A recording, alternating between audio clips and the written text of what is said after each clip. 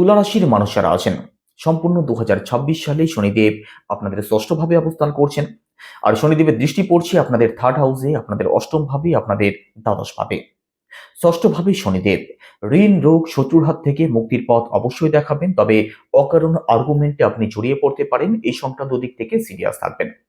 দ্বাদশভাবে শনিদেবের দৃষ্টি বিদেশি গতিবিধিকে অবশ্যই পজিটিভ করবেন।